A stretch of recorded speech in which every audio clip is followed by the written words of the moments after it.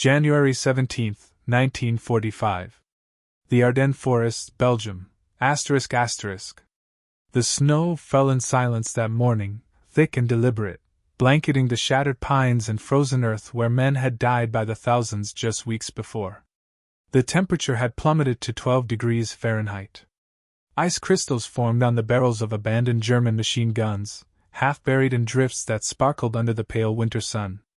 In a commandeered farmhouse 3 miles behind what remained of the Wehrmacht's defensive line, Oberst Friedrich Müller stood before a cast-iron stove, his breath visible even indoors, studying a map of American positions with fingers so numb he could barely hold his pencil. He wore every piece of clothing issued to him: wool tunic, greatcoat, 2 pairs of socks with holes in them, gloves with the fingertips cut away so he could still fire his weapon. Outside, his men huddled in foxholes lined with straw and pine branches, wrapped in blankets taken from Belgian civilians, waiting for frostbite to claim their toes before the Americans claimed their lives. Müller had fought in Russia. He knew cold. He knew what winter did to armies. And as he traced the blue line representing the American Third Army's positions, he allowed himself something he rarely permitted: hope. Winter, he believed, would do what his depleted divisions could not. Winter would stop them. He was wrong. What Friedrich Müller could not have known, standing in that frozen farmhouse with inadequate clothing and dwindling supplies, was that at that very moment, 73 miles to the west, American supply depots were distributing something that would render his strategic calculations obsolete. In warehouses near Liège, quartermasters were issuing a new generation of cold-weather gear to frontline units: pile-lined parkas with water-resistant outer shells, insulated rubber boots rated to 40 degrees below zero, wool-backed gloves with leather palms, thermal underwear manufactured from materials that didn't even exist in the German supply system. These weren't improvised solutions or battlefield adaptations. They were the products of industrial research, textile innovation, and a logistics network that could deliver specialized equipment to specific units based on meteorological forecasts. The United States Army had effectively neutralized winter as a strategic factor. They had engineered their way past the oldest military obstacle in human history. The German High Command's winter strategy in early 1945 rested on assumptions forged in the brutal campaigns of the Eastern Front. German generals had watched the Rasputitsa, the season of mud, consume entire Soviet offensives. They had seen how the Russian winter of 1941 had frozen German vehicles, shattered German morale, and forced a retreat that still haunted their strategic thinking. When Hitler launched the Ardennes offensive in December 1944, he chose winter deliberately, believing that Allied air superiority would be neutralized by fog and snow, that Allied mobility would be paralyzed by frozen roads, and that Allied soldiers, comfortable and soft from their mechanized warfare, would wither in the cold. For 3 weeks, this calculation seemed vindicated. The surprise attack drove deep into American lines. The weather grounded Allied aircraft. The cold was merciless. German commanders watched American units scramble and retreat, and they recognized the pattern. Winter was doing its work. But the Battle of the Bulge exposed a fundamental miscalculation about American industrial capacity and logistical philosophy. The German army in 1945 was, in many respects, still fighting World War I. Their supply system prioritized ammunition and fuel. Soldiers were expected to endure, to suffer, to prove their ideological commitment through physical hardship. The winter uniform issued to German troops in 1944 was marginally better than what they had worn in 1941, but it remained fundamentally inadequate: a wool greatcoat, a wool tunic, cotton trousers, leather boots that became rigid in extreme cold. Gloves were often unavailable. Socks wore through. Thermal layers didn't exist in standard issue. German soldiers stuffed newspaper inside their uniforms for insulation. They wrapped their feet in rags. They died of exposure in their defensive positions, frozen corpses discovered weeks later still gripping their weapons. This wasn't negligence. It was a doctrinal assumption. Armies were supposed to suffer in winter. The toughest army would win. The Americans approached the problem differently. In 1942, The United States Army Quartermaster Corps established the Climatic Research Laboratory at Lawrence, Massachusetts, with a singular mandate: eliminate environmental factors as causes of military ineffectiveness. They weren't interested in producing soldiers who could endure cold. They wanted to produce soldiers who wouldn't experience cold as an impediment to combat operations. The distinction was profound. Teams of textile engineers, physiologists, and military planners worked with private manufacturers to develop clothing systems based on layering principles, moisture management, and thermal retention that exceeded anything previously fielded by any army in history. The M1943 field jacket, introduced in late 1943 and widely distributed by 1944, featured a design so effective that its basic principles would inform military cold weather gear for the next 70 years. It incorporated a windproof outer shell, wool lining, synthetic insulation, and a design that allowed freedom of movement while trapping body heat. Soldiers could fight in it. They could march in it. They could sleep in it. And unlike German greatcoats, which absorbed moisture and became heavy, the American jacket shed water. The supply pipeline that delivered this equipment to frontline units in January 1945 represented an achievement of logistics that German planners simply couldn't conceptualize. Heated clothing, as German intelligence reports termed it, wasn't heated at all. It was simply insulated to such a degree that body heat was retained. But the German perception that Americans possessed technologically heated garments wasn't entirely baseless. The industrial sophistication required to produce, stockpile, and distribute specialized cold weather equipment to hundreds of thousands of soldiers across multiple theaters simultaneously was, from a Wehrmacht perspective, almost incomprehensible. German supply officers in early 1945 were struggling to deliver basic ammunition to frontline units. The Reichsbahn, the German railway system, was being systematically destroyed by Allied bombing. Trucks lacked fuel. Horses lacked fodder. The idea that an army could maintain separate supply streams for different types of specialized equipment, one for alpine conditions, another for wet cold, another for extreme dry cold, seemed like science fiction. But it was happening. In the first week of January 1945, as temperatures across Belgium and Luxembourg dropped below 0 Fahrenheit, the U.S. Third Army requisitioned and received 60,000 pairs of insulated boots, 35,000 pile-lined parkas, and specialized cold-weather sleeping bags rated for extreme conditions. These weren't emergency measures. They were prepositioned supplies being drawn down according to plan. When General Patton's forces counterattacked toward Bastogne on December 26, his soldiers advanced through snow and ice wearing equipment that kept them operationally effective. They weren't comfortable. Combat in winter is never comfortable. But they weren't incapacitated. Their feet remained functional. Their hands could operate weapons. They could dig foxholes without their tools shattering on frozen ground because they had been issued specialized cold-weather entrenching tools. The Germans defending against this advance found themselves fighting an enemy who seemed immune to the very conditions that were destroying Wehrmacht effectiveness.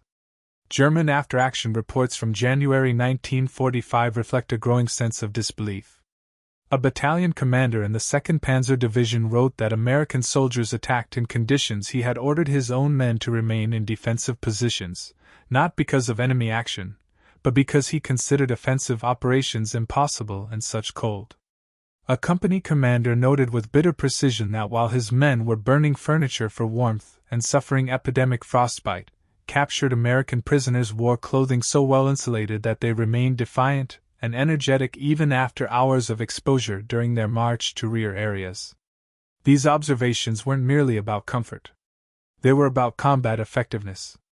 An army that loses 20% of its strength to cold weather injuries before the fighting even begins has already lost the campaign. The psychological impact of this disparity extended beyond immediate tactical considerations. German soldiers had been told they were fighting a soft, decadent enemy whose industrial prosperity had made them weak and dependent on luxury. The propaganda emphasized American material wealth as evidence of spiritual poverty, contrasting it with German discipline and sacrifice. But when German soldiers encountered Americans in the field, particularly in winter conditions, the propaganda framework collapsed. The Americans weren't suffering more than the Germans despite their wealth, they were suffering less because of it. Their prosperity translated directly into combat effectiveness. Every warm jacket, every pair of insulated boots, every hot meal delivered to frontline positions was a refutation of the ideological narrative that had sustained German morale through years of hardship. The Americans weren't weaker for having more. They were stronger. This revelation manifested most starkly in the mundane details of daily survival. A German infantryman in January 1945 woke in a foxhole where frost had formed on the interior walls. He ate cold rations, if rations were available, because fires drew artillery. He performed his bodily functions in conditions that caused hemorrhoids and infections. He stood watch with feet he could no longer feel, wondering if the numbness was temporary or permanent. His American counterpart, 30 yards across no man's land, woke in a sleeping bag designed by the same engineers who would later contribute to the space program. He ate a hot breakfast prepared by field kitchens that had received instruction in cold weather food preparation. He wore clothing that allowed him to maintain core body temperature even in stationary positions. The German soldier was enduring. The American soldier was operating. That distinction determined the outcome of battles. The industrial ecosystem that produced this advantage had been mobilized years earlier. In 1942, while German textile production was being subordinated to immediate military needs with little innovation, American manufacturers were developing synthetic insulation materials that would revolutionize cold weather clothing. DuPont's work on nylon and polyamide fibers created materials that retained insulating properties even when wet, something wool couldn't achieve. The U.S. Rubber Company developed vulcanization processes that produced waterproof boots that remained flexible in extreme cold, unlike traditional leather that became rigid and cracked. The Army collaborated with mountaineering equipment manufacturers, Arctic explorers, and industrial laboratories to test designs in environmental chambers that simulated every cold weather condition soldiers might encounter. By 1944, the American military possessed what amounted to a catalog of specialized equipment for different environmental conditions, produced by contractors who maintained production capacity specifically for military orders. German industry in 1945 possessed neither the materials nor the industrial organization to replicate this achievement even if they had wanted to. Synthetic fiber production required petrochemical feedstocks that Germany lacked. Advanced textile manufacturing required electrical power that was being rationed. The Speer Ministry had prioritized tank and aircraft production to such a degree that consumer industries, including textiles, had been effectively dismantled. But beyond material constraints, there was a philosophical barrier. The German military tradition valorized hardship. Suffering in service of the state was considered character-building, ideologically purifying. The idea of engineering away that suffering, of spending industrial capacity to make soldiers more comfortable, seemed almost offensively soft. It suggested that soldiers needed to be coddled, that they couldn't be trusted to simply endure. This attitude persisted even as frostbite casualties exceeded combat casualties in some German units during January 1945. American military philosophy approached the question from an entirely different premise. American society had spent the previous century industrializing comfort, mass-producing convenience, and democratizing access to goods and services that had previously been luxuries. The same industrial mindset that created affordable automobiles, household appliances, and ready-to-wear clothing was applied to military logistics.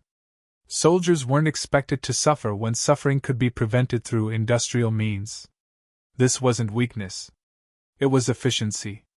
A soldier whose feet were warm could march farther, fight more effectively, and sustain operations longer than a soldier whose feet were frozen.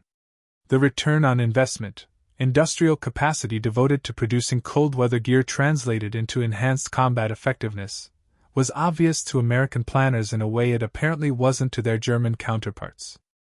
The symbolic weight of a warm coat in January 1945 extended far beyond its practical function. To the German soldiers who captured American winter equipment and tried to trade their own inadequate uniforms for it, the superior quality represented something more troubling than a mere technological gap. It suggested that the American system, democratic, capitalist, industrial, could provide for its soldiers in ways that the German system could not. The Nazi ideology had promised that discipline and sacrifice would triumph over decadent materialism. But here was the material evidence that prosperity could be weaponized, that industrial abundance translated directly into military power, and that the Americans were winning not despite their wealth but because of it. This wasn't a revelation that could be easily reconciled with years of ideological conditioning. The winter of 1945 became a crucible where competing philosophies of warfare confronted each other in the most basic terms of human survival. German commanders who had planned their defensive strategy around the assumption that winter would equalize the material imbalance between their forces, and the Allies discovered that the Americans had simply purchased their way past that equation. They had invested in research, development, and production capacity to ensure their soldiers could operate in conditions that incapacitated their opponents. It was, in retrospect, the most American solution imaginable. Confronted with the problem, they had industrialized the solution, manufactured it at scale, and distributed it through a logistics network that functioned even under combat conditions. By late January 1945, German military intelligence was filing reports that explicitly noted American cold weather capabilities as a strategic asset. One assessment, captured after the war, calculated that American forces were maintaining approximately 25% higher operational readiness than Wehrmacht units in identical conditions, attributable almost entirely to superior clothing and equipment. The report recommended immediate efforts to capture and reverse engineer American cold weather gear, a recommendation that was filed and ignored because German industry lacked the capacity to implement it even if the designs had been available. The Wehrmacht would fight the rest of the war with essentially the same inadequate winter equipment they had started with, while American supply depots continued to distribute updated designs based on feedback from field commanders. The contrast crystallized in encounters that occurred thousands of times across the frozen landscape of northwestern Europe that winter.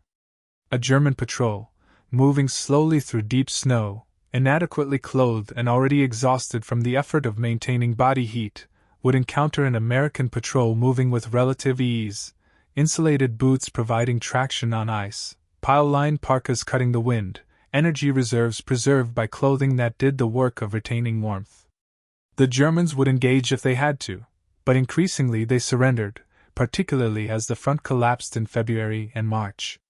Surrender meant food, warmth, and medical care. American prisoner of war camps that winter were warmer than German frontline positions.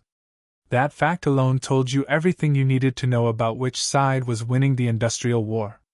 There was a particular moment, recorded in multiple German accounts, that captured the psychological weight of this disparity. It occurred in early February, as American forces crossed into Germany itself. German soldiers, defending their homeland, fortified by propaganda about protecting their families from vengeful invaders, watched American troops advance through snow and cold that should have been prohibitive. The Germans were suffering. Their feet were wrapped in rags. Their hands were numb. They were firing weapons through gloves with fingers cut off, sacrificing protection for functionality. And then they saw the Americans, and the Americans were just walking forward, warm enough to function, supplied enough to press the attack, numerous enough to replace losses, and it became clear that this wasn't a battle between armies anymore. This was a confrontation between industrial systems, and the outcome had been determined years earlier in factories in Detroit and textile mills in the Carolinas and research laboratories in Massachusetts. The heated clothing, as German soldiers called it, became mythologized in Wehrmacht accounts late in the war. Rumors circulated of American uniforms with built-in electric heating, of boots that generated their own warmth, of technological solutions so advanced they bordered on magic. These stories were false, but they were believed because they helped explain the inexplicable. How else could you account for an enemy who seemed immune to conditions that were destroying German combat effectiveness? The truth, that the Americans had simply designed better clothing and possessed the industrial capacity to produce and distribute it, was somehow more demoralizing than myths about technological wizardry. It suggested that the gap wasn't one that could be closed through innovation or tactics. It was systemic, fundamental, the product of an entire society organized around industrial production and material abundance. This realization spread through German ranks in those final months, not through official communications but through the evidence of captured equipment, prisoner testimonies, and the simple visual comparison between German and American soldiers. The ideological framework that had sustained the Wehrmacht, the belief that spiritual strength and ideological commitment would overcome material disadvantage, was being refuted by every warm American jacket, every pair of insulated American boots, every hot American meal served at the front. The Americans weren't winning because they were tougher or more committed. They were winning because their system could provide for them in ways the German system could not. Friedrich Müller survived the war. He was captured by American forces in April 1945, shortly before the final collapse. In interviews conducted decades later, he remembered that January morning in the Ardennes with crystalline clarity. He remembered believing that winter would stop them, that the cold would be his ally, that the Americans would prove as vulnerable to frost as the German army had been in Russia. He remembered the reports arriving over the following weeks, describing American attacks through conditions that should have been impossible, American soldiers operating effectively in temperatures that were putting his own men in field hospitals. He remembered the moment he understood that he had been fighting not just an enemy army, but an enemy system, and that the system's capacity to provide for its soldiers was itself a weapon against which German discipline and ideology offered no defense. The parka became a symbol, though not one anyone planned. In surrender photographs from early 1945, you can see German prisoners wearing captured American cold-weather gear, their faces showing something more complex than defeat. There's a kind of stunned recognition in those images, the look of men confronting evidence that contradicted everything they had been told about their enemy. They had been assured that American prosperity bred weakness, that materialism was a form of spiritual decay, that the hardened German soldier would triumph over the soft American consumer. But the clothing they were wearing told a different story. It told a story about a society that could organize its industrial resources to care for its soldiers even in the smallest details, that considered a warm coat worth the investment of research and manufacturing capacity, that approached warfare not as a test of endurance, but as a problem to be solved through engineering and industry. The historical irony is profound. The German military tradition prided itself on its professionalism, its attention to logistics, its systematic approach to warfare. But when confronted with an enemy who treated logistics as an extension of industrial production, who applied consumer industry techniques to military supply, who built redundancy and excess capacity into every level of their system, the German approach was revealed as almost artisanal by comparison. The Wehrmacht was fighting a 20th-century war with organizational principles that had roots in the 19th century, while the American military was pioneering approaches to mass logistics that would define warfare for the next 50 years. The winter of 1945 should be remembered not just for the battles fought but for what those battles revealed about the nature of modern warfare. The Germans had assumed winter would be their ally because historical precedent suggested that harsh weather leveled material advantages. But the Americans had rendered historical precedent obsolete. They had industrialized comfort, standardized protection against the elements, and built logistics networks capable of delivering specialized equipment based on environmental conditions. In doing so, they had demonstrated something that went beyond mere military effectiveness. They had shown that a democratic, capitalist society could mobilize its industrial resources more effectively than a totalitarian state organized explicitly for war. That the system built on individual prosperity and consumer abundance could outperform the system built on discipline and sacrifice. The heated clothing that never actually existed, the mythical electrically warmed uniforms of German imagination, matters less than the reality of what did exist: insulated parkas, waterproof boots, thermal underwear, sleeping bags, gloves, socks, all engineered, tested, mass-produced, and distributed to hundreds of thousands of soldiers in the field. That achievement, mundane in its details, represented something revolutionary in its implications.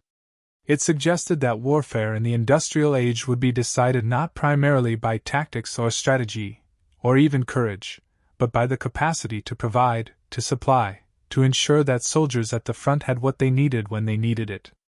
On a frozen morning in January 1945, a German officer believed winter would save him. It was a reasonable belief, grounded in military history and personal experience. But he was fighting an enemy that had solved winter, that had spent billions of dollars and mobilized dozens of industries to ensure that cold weather would be a condition to manage rather than an obstacle to overcome. The Americans didn't conquer winter. They simply engineered it into irrelevance. They purchased tactical and operational advantages through research and industrial production. They demonstrated that in modern warfare, the factory could be as decisive as the battlefield. And in the end, that made all the difference. Not the courage of soldiers or the brilliance of generals, but the simple, unglamorous fact that one side could keep its soldiers warm while the other could not. One side had the industrial capacity to treat cold weather clothing as a solvable logistics problem, while the other side expected its soldiers to endure. One side invested in its soldiers' survival as a force multiplier, while the other side treated suffering as ideologically purifying. Those philosophical differences, manifested in the mundane details of boots and jackets and sleeping bags, determined who would win and who would lose. The lesson outlasted the war. In every subsequent American military conflict, across deserts and jungles and mountains and Arctic conditions, the principle established in that winter of 1945 remained foundational. Take care of the basics. Ensure that soldiers are fed, clothed, supplied, and protected against environmental factors. Treat logistics not as a support function but as a weapons system. Invest industrial capacity in solving problems that might seem peripheral but that directly impact combat effectiveness. The pile-line parka of 1945 led to the Gore-Tex systems of the 1980s, the advanced combat uniform of the 2000s, the continuing evolution of military clothing design not just to protect but to enhance soldier performance. German officers in January 1945 believed winter would halt offensives. They were correct in theory, wrong in practice. They had extrapolated from history without accounting for the variable of industrial innovation. They had assumed environmental factors were constants when the Americans were treating them as problems to be engineered away. And so they stood in frozen farmhouses, wrapped in inadequate coats, watching their strategic assumptions collapse along with their supply lines and their capacity to continue fighting. They learned too late that in modern warfare against an industrial democracy, even the weather itself could be transformed from ally to irrelevance through the simple application of research, manufacturing, and logistics. The snow continued falling that winter, indifferent to armies and ideologies. But one army walked through it in warm boots and insulated parkas, supplied by factories half a world away, while the other army froze and died and surrendered. And in that difference, in the mundane miracle of adequate clothing delivered to soldiers who needed it, you could read the entire outcome of the war. Not in the grand strategies or decisive battles, but in the quiet competence of a system that had decided its soldiers deserved to be warm, and then mobilized the industrial capacity to make that happen. That was the revolution. That was the weapon. That was how you won a war in the 20th century, by ensuring that when winter came, your soldiers were ready for it, and the enemy was not.